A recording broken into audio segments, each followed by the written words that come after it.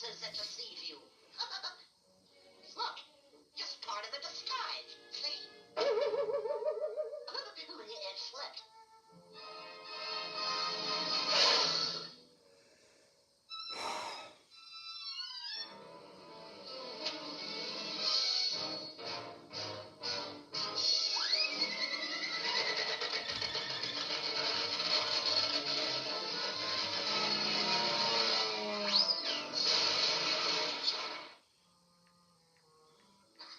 I didn't know you cared.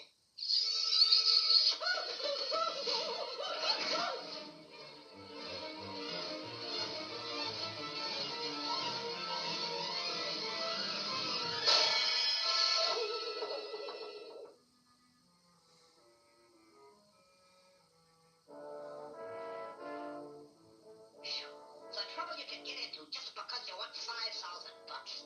$5,000! Suffering succotash! I gotta get back there before the judging starts!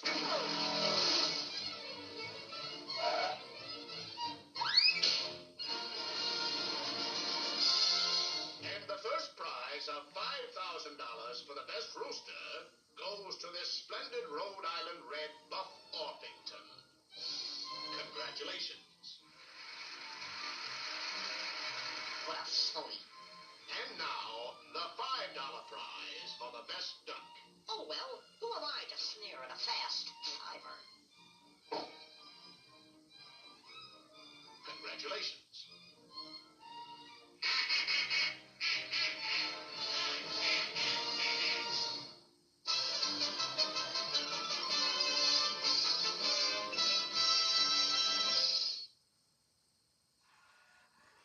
Wow, Mommy, what did you think of the Looney Tunes Golden Collection Volume 5, Disc 1? That was funny. Yeah, it was funny. Duffy's crazy. Yes, he was.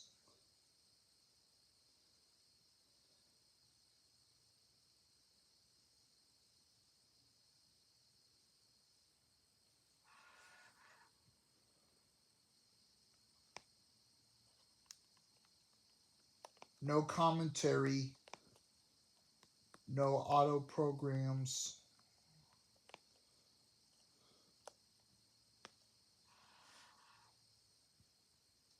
Hunting we will go, hunting we will go.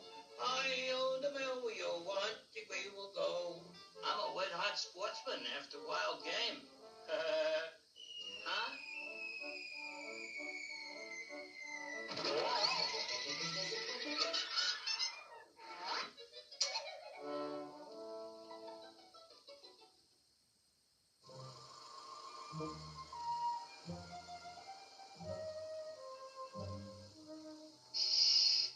Be very, very quiet. I'm hunting wabbits. Wabbits be on duck season!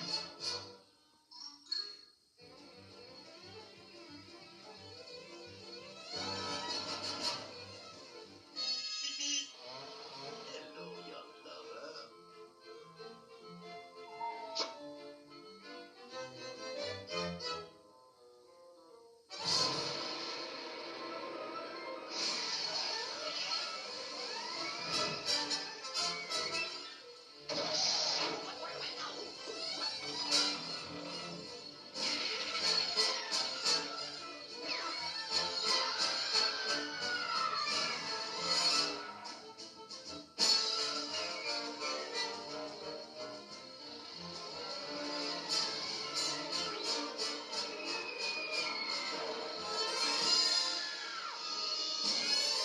Let's get this picture started!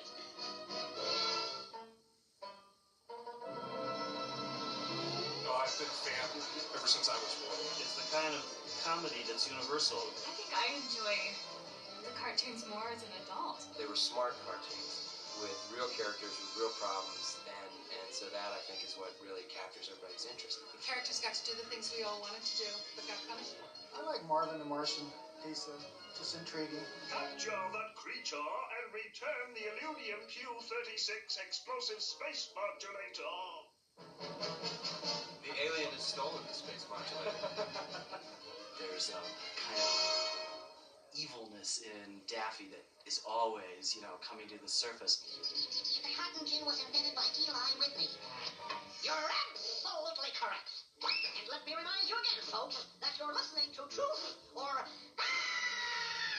I think I just appreciated just the bombast. Ron Howard, just the director. Absolute zany, chaotic, approach that Daffy had to the world.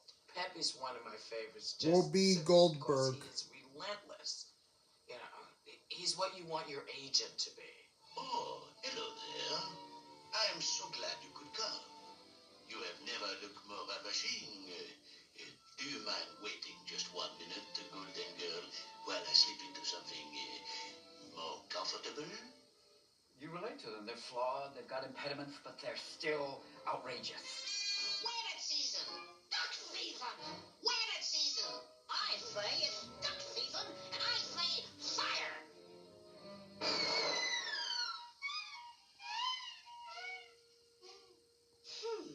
The amazing thing about Chuck Jones's cartoons are not merely the big gags. For me, they're the little moments, the little hesitations, the little silence when the character is floating in the air just before he realizes there's nothing underneath and then drops.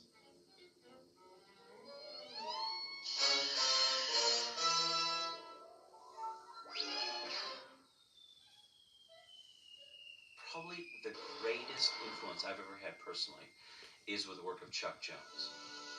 And I realized through the years that all of my favorite Warner Brothers cartoons were directed by this guy, Charles M. Jones. As I became a student of animation, it was his timing. It was his sense of character, the relationships. That's where the humor came from. It wasn't just bang gags, it was the characters, the comic timing, and a sense of personality. I was born in 1912, and Gertie the Dinosaur was born in 1914. That's where it all started. The amazing thing then was that people were so surprised that anything could move. It was so magic. Silent Pictures was a great school. I didn't know I was being schooled. But I learned all these things when we were living on Sunset Boulevard, just 2 blocks away from the Chaplin studio. That's where we'd watch him. Well, it was good enough for Chaplin or Keaton. It was good enough for me, that was sure. I didn't even think that I was copying him. You're crazy if you don't learn from others. Yeah! The reason I got into drawing was because I had the right parents. My mother felt that children could do no wrong. She would never criticize a child's drawing, and that was probably the most important thing of all. And then we had a father who was always going into new businesses, and he was always failing in them, and he always ended up with a whole bunch of letterheads that nobody could ever use except us to draw on the back of. But he said, you never know when you're going to get a drawing worth keeping. Chuck's talent was beginning to show at a very Richard Kent Jones' brother. A youngster. We did move around a lot, and the way we moved was that my father would look around till he rented the house that had books in it. Not just books, but good books. Full sets of Mark Twain, full sets of Dickens, Baudelaire, O. Henry, de Maupassant. And we had read every single one of those, all of us, and we ended up with a pretty good knowledge of world literature. 8 and 8 is 16. I hated school. 16 is 32. I was miles ahead, as it turned out, of most kids of my age. And these people were wallowing around in these platitudes. 4 and 4 is 8.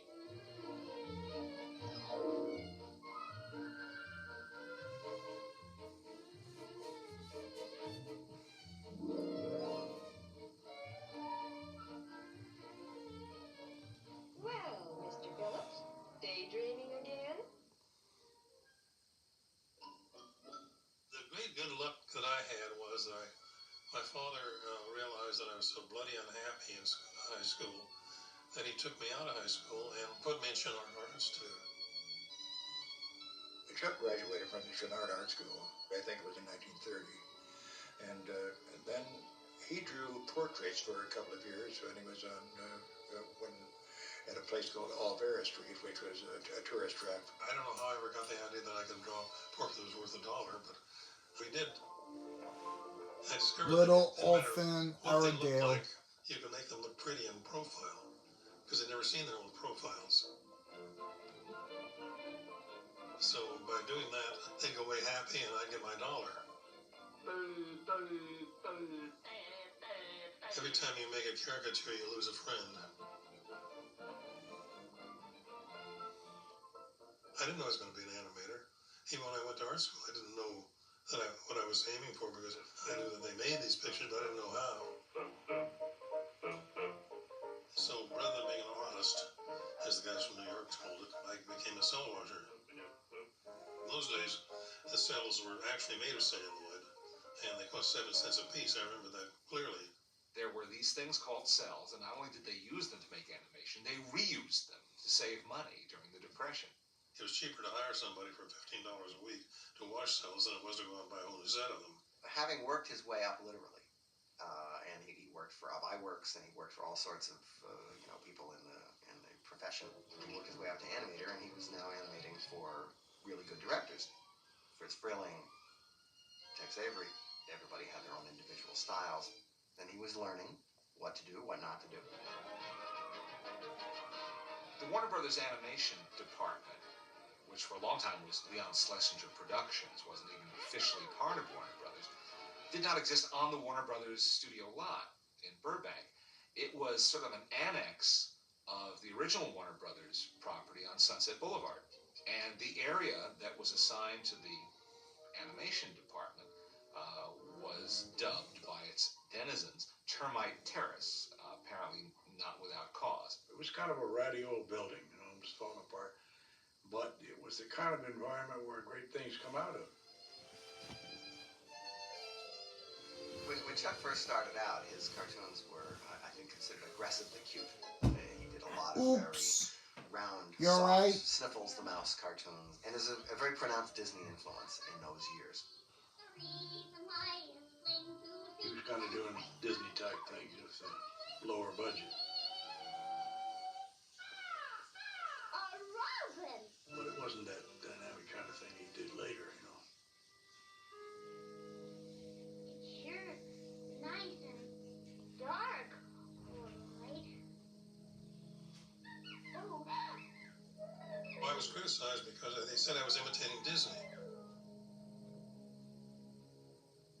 It seemed to me quite natural to learn how the hell they would do these things like they did, and to make them believable. But I didn't know anything else to do, but to study the people that had come before me.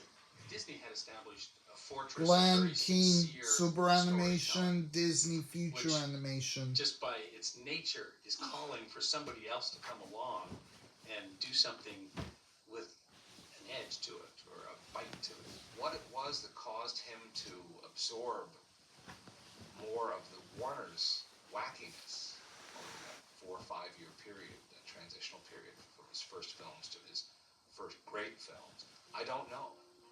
I remember reading about Chuck saying that he had directed The Draft Horse during this period. It was a great cartoon. First of all, tour de force. Eric Goldberg, director / animator, Disney Future Animation. His patriotism to the army sergeant. I'm gonna be a soldier. I'm gonna fight the enemy. Bang, bang, bang, bang. I'll annihilate them. I'll wipe them out. That's what I'll do.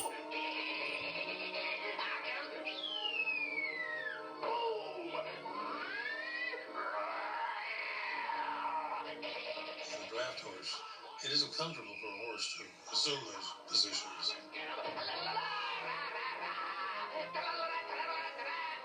And it's the first time Chuck realized when he saw it with an audience that he could actually get laughs. They got me. Mother. And I think that turned the corner for him. I think he said, hey, I kind of like this. This is kind of fun seeing an audience actually respond in a very vocal way to my work. Part of Chuck's coming of age at Warner Brothers as a director was experimenting with the look of the films, the actual design of the films. Those backgrounds were abstract. and they became believable because of the way the characters move within them. And in that Aristocat, first time I realized, through the good offices of the layout man, how you could show the characters almost losing their mind by what the backgrounds were.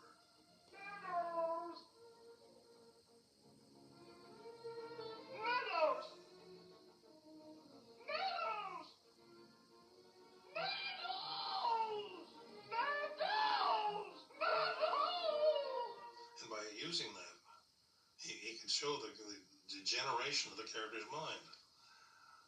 And it was very effective. You really felt that. There was one picture I remember that Martha Chuck did, Single which really ink and was so paint. different. Such a stylized picture. The layout and background men were John McGrew and Gene Fleury. One of Chuck's early masterpieces was The Dover Boys, where he really learned about clarity of timing and clarity of posing. I was fortunate enough to have worked on that one. We used to read The Rover Boys, Tom, Dick, and Larry, and I got so fascinated by the ridiculousness of it. But I noticed that every time in the book, whenever they mention the Rover Boys, they say the Rover Boys are Tom, Dick, and Larry, and their arch enemy, Dan Backslide. The former sneak of Roquefort Hall, coward bully Cadden Thief, and arch enemy of the Dover Boys, squanders his misspent life. Hark! The Dover Boys. Dread them. And every time they mention this guy in the book, they would say, Dan Backslide, coward bully, cat, and thief, and arch enemy of the Dover Boys, so you wouldn't forget. But it seems so ridiculous. The more they said, the funnier it sounded to me. So that's why I put it in. I'm very much at home with villains. A runabout. I'll steal it! No one will ever know! You want that feeling of suddenness, and it's fun. Open for 24 hours.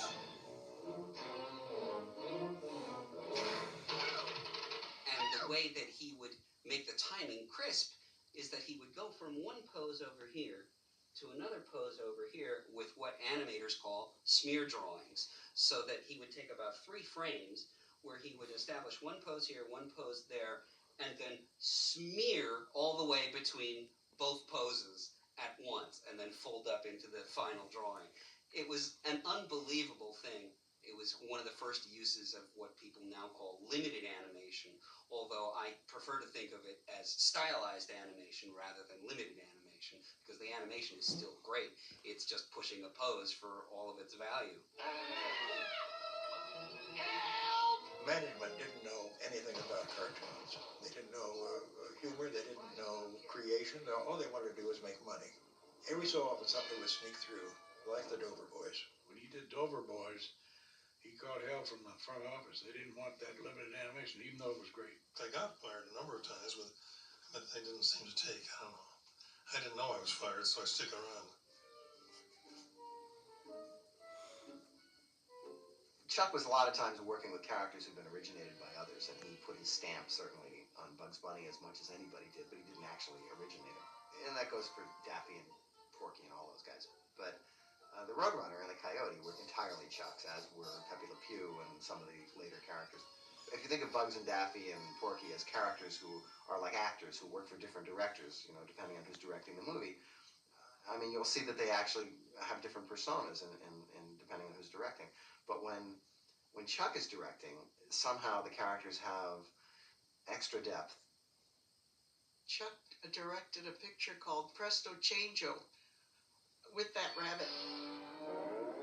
Wow. That didn't have a name yet. And in that picture, he didn't even speak. In fact, several of Chuck's pictures, there was no dialogue. I think that was the charming part. And I love that movie. And they always screened the pictures for us, And we always had to write a critique. I remember saying I really thought that was a great cartoon, and that rabbit really they should have him in more pictures, which they did eventually, and he evolved into Bugs Bunny, as you probably know. What's up, Doc? There's a rabbit down there. and I'm trying to catch him. Tex Avery did A Wild Hare, and that's when the rabbit says, "What's up, Doc?" And that just seemed to seal his fate. When Tex Avery did Bugs, and did it very beautifully in his own way, he was just crazy, nuts. He's one of the great directors. And what he did was he approached it in quite a different way. What I had to find out was, if I was Bugs Bunny, how would I act? How he resembled me. Okay, everybody out, main floor. When Bugs Bunny came along in the 40s, and really developed in the 40s, he was sort of the anti-Mickey Mouse. Because he was everything Mickey Mouse wasn't. Irreverent, a wise guy, not middle American at all, but New Yorkese. And he had a pugnacious nature that was perfectly suited, as it turns out, to the times. The Case of the Missing Hair. Do I go around here and sign for your house? Do I? There's still such a thing as private property, you know. You ever hear of the inalienable right of the site to stay at the home? Bugs Bunny is not just an insane rabbit. Somebody's always trying to get him, and he's retaliating, and he's getting revenge. I think we can all relate to that. I know, working in Hollywood, I can. When they want a snuggle time. Long-haired hair.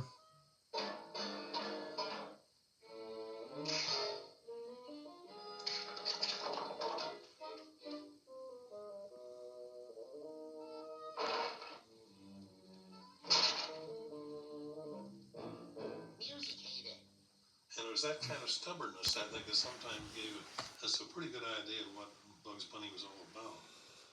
That he wanted to complete the thing that he was trying to do, and there was an impediment. In this case, it was Giovanni Jones.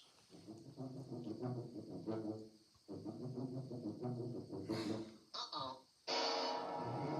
Oh dear. Having been provoked, then he engaged cheerfully into the battle. Of course, you know, this means war. And then he says, of course you realize this means war. And that was such a useful thing. It was, of course, it came from the Marx Brothers. They used it. But I thought, well, at least I'm stealing from a great source. Bugs can play any part. Bugs Bunny. Super Rabbit. The rabbit of tomorrow. Bully for Bugs. Is the playfulness. Rabbit Hood. And you're so big and so strong. Mississippi hair. Little me was just lost till you... Think nothing of it, Missy. It was a pleasure, I assure you.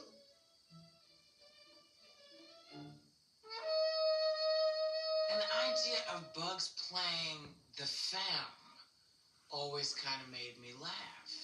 Oh, how Rapid fire. And he knows that Elmer is a patsy for girls, so he uses that. I hit you with my naughty gun. Oh, shucks. Oh, I think Chuck's take on Bugs Bunny is he's a winner. Daffy Duck is a loser. Daffy Duck. Disney did Donald, and Donald had polite humor, and Daffy was vaudevillian humor. Steven Spielberg, director. Total slapstick. The story always with Daffy is to put him in a situation that if Bugs were there, he would be trying. Drop along But if Daffy. Daffy's doing it, you know he's going to screw it up. Seems awfully breezy in here. Seems that rustling. Slight pause whilst I adjust my accoutrements. He believes that everybody's out to do him in, which is a perfectly legitimate supposition. They are out there to do him in. Rapid seasoning. He's relentless. Lauren Michaels. Stop. Yikes! And away! And there's something. Robin Hood Daffy. Yikes! And away! Yikes! And away! Zoinks! And away! Yikes! And I understood Daffy because I was Daffy, and I am Daffy. I said I can dream about being Bugs Bunny, but when I wake up, I'm Daffy. And there's no two ways about that. You know, doing the unexpected is a lot of what makes these cartoons work. A close-up! This is a close-up! A close-up, you jerk! A close-up! It's turning the formula inside out, as he does, so completely in Duck Amuck. That picture is a wonderful example of personality being worked to the nth degree with one character. Damn breathe before we say, Duck Amuck. Buster, it may come as a complete surprise to you to find that this is an animated cartoon.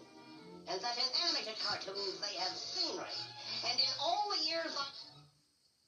What on earth is All that? right, wise guy, where am I? And it was such a great concept, this unseen animator, basically torturing Daffy Duck.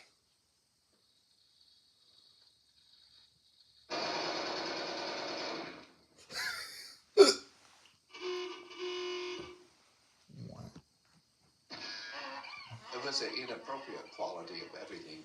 Maurice Noble, I use background that a lot. artist. Conditions in which people find themselves in the proper attitude but in the wrong place. Well, where's the rest of me? It isn't as though I haven't lived up to my contract, goodness knows. And goodness knows it isn't as though I haven't kept myself trim, goodness knows. I've done that. That's strange. All of a sudden, I don't quite feel like myself. Oh, I feel all right, and yet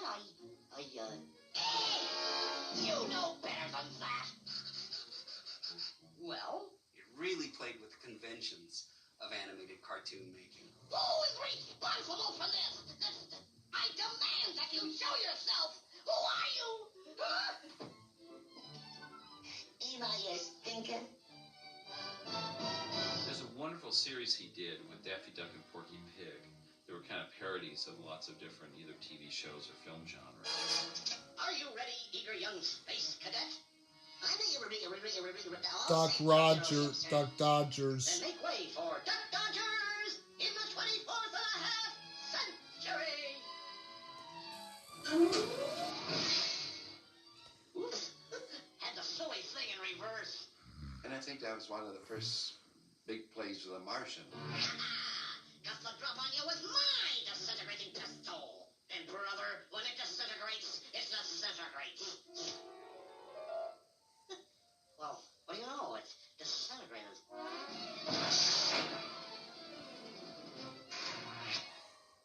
Happy birthday, you thing from another world, you. Oh, thank you.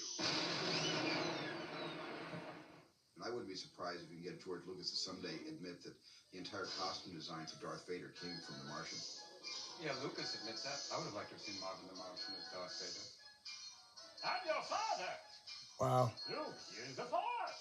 If not, just act me discombobulated. There's Duck Dodgers.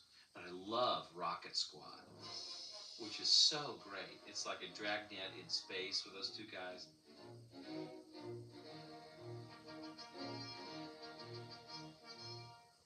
This is the Milky Way, a nice galaxy. Rocket Squad. 875 billion trillion people live here. Yes, it's a nice place to live. No It's my parking. job to keep it that way. I'm a space cop. My name's Monday. My partner's name is Tuesday. He always follows me. It was Wednesday, January 23rd, 10:26 p.m. It's 10:28. Like I said, it was 10:28 p.m.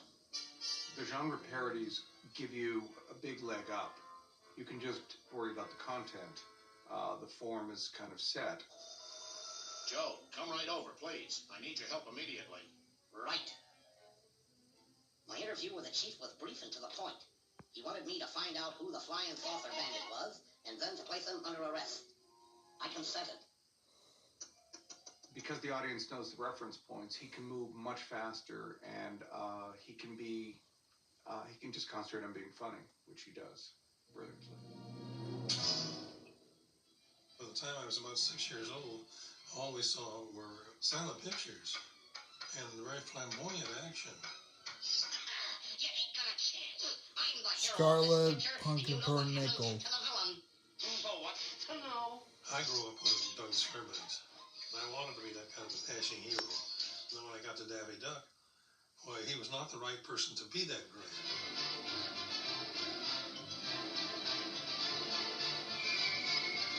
Good Pep You look Le at Pepe Le Pew. Pew, this character, and how he just walks through life with such optimism. You know, yet he stinks. Just to think, radiant flower, Cat's you Bay. do not have to come with me to the Casbah. We are already here. Pepe was relatively simple to me because he was one of the few characters I could completely associate with. Preliminaries.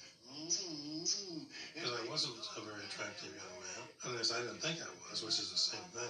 Making love. So Pepe came quite naturally to me. I mean, he was a person who had no doubt about his own sexuality. This small coquette. She's think by running away, she can make herself more attractive to me. How right she is.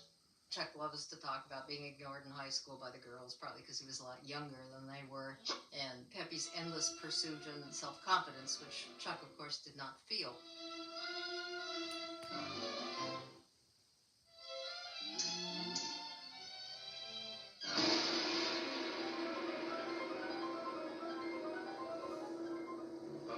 The one in the middle may remain. The rest of you, another day. Pepe's he's just a horny skunk. If Pepe ever gets pursued very much, he runs in the other direction. Madame, control yourself. Little Your Bew conduct is Pip. unseemly. Control yourself. Madame!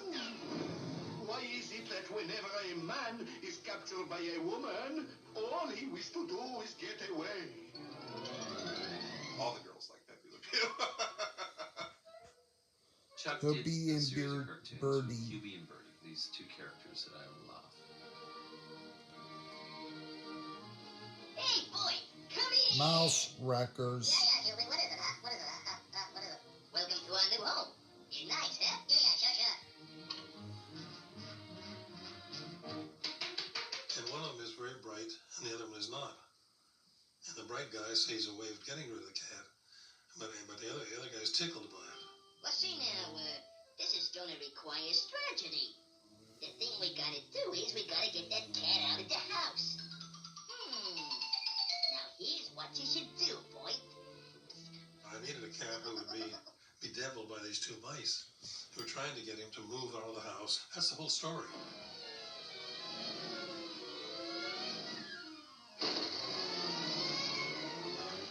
So I invented Claude Cat.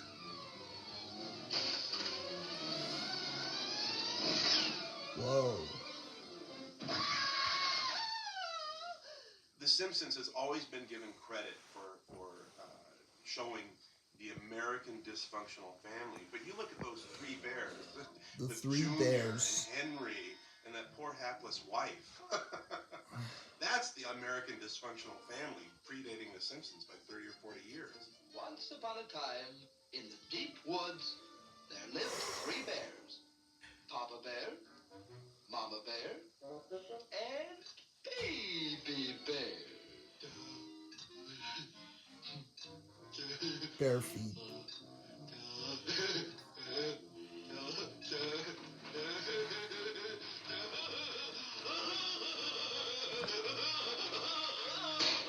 Eat your oatmeal. What'd I do? Stan was wonderful.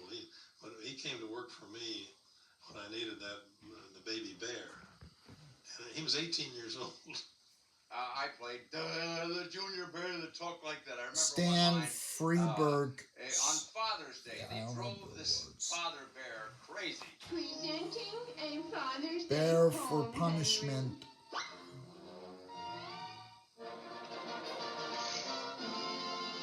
My Paw by Junior Bear, age 7½.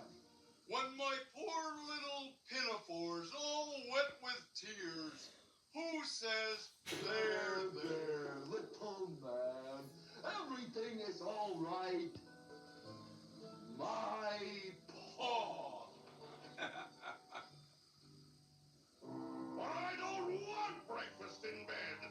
I hate breakfast in bed. Father's Day, Henry. On her 6th birthday, when Linda, my daughter, decided she was old enough to prepare my breakfast, She knew what I liked, which was French toast and bacon and stuff. And so she wanted to serve it to me in bed. It was much like that.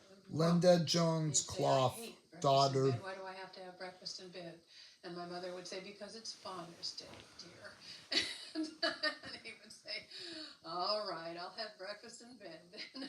Breakfast in bed for Paul. I am doing a good thing on Father's Day.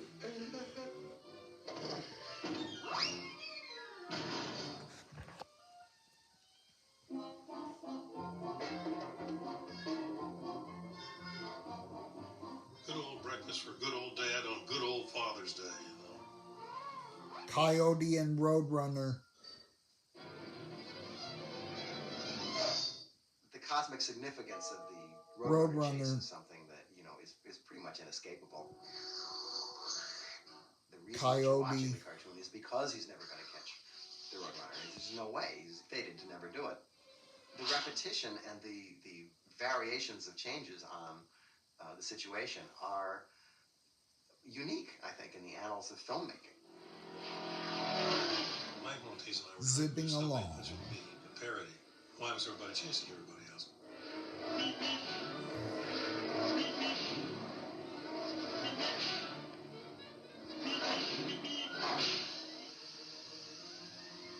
Sometimes I feel very sorry for the coyote.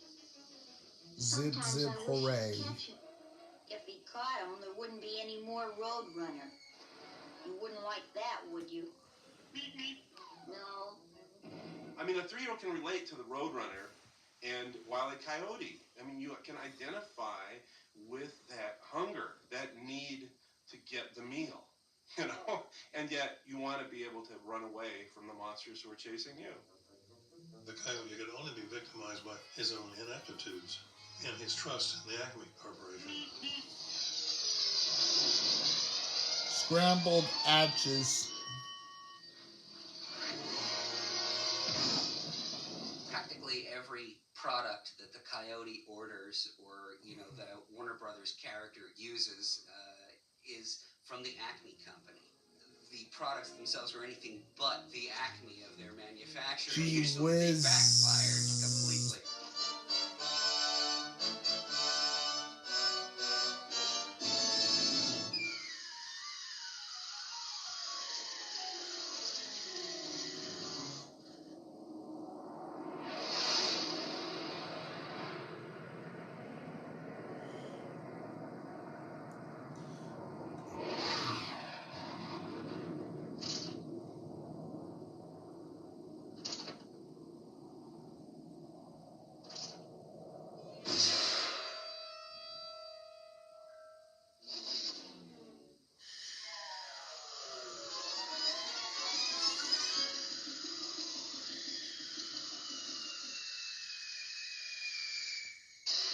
All comedy is based on error, on mistakes.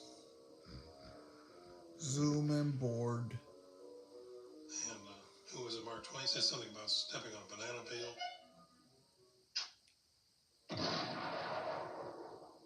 That is very funny if it happens to somebody else, but if it happens to you, it's not funny. The wonderful thing about animation is that you can choose to do whatever you want to do. You don't have to follow the conventions of real life. So when the coyote's going to start running, for instance, there's a lot of ways you could have him start to run to build up a head of speed. He could spring into action. Stop looking, catapults Haskin. it almost. His legs can start rotating and building up speed and starting to kick up dust.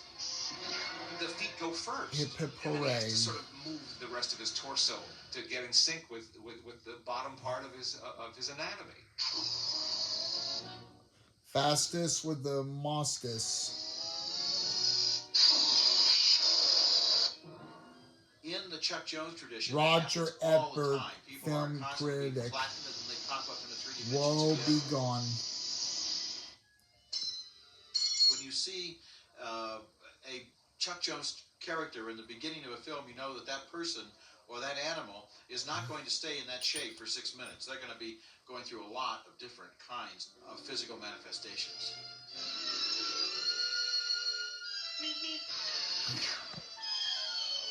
And And I think it's that kind of respect for gravity, respect for Isaac Newton, that really makes them even funnier. Ready, set, zoom. They had you looking up waving. If you had time, you'd do it. Give yourself dignity at least.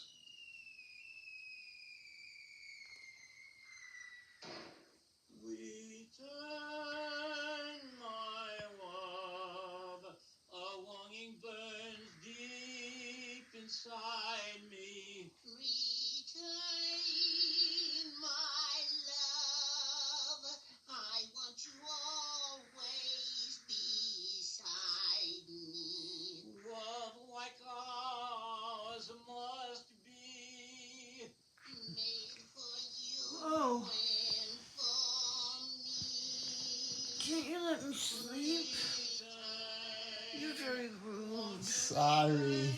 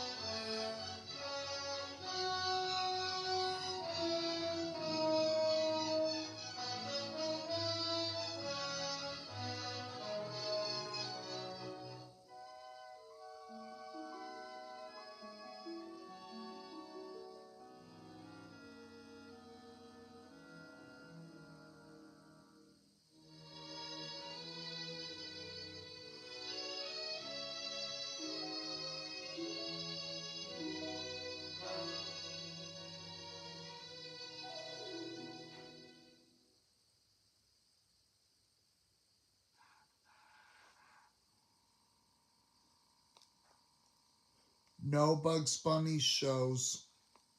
Okay.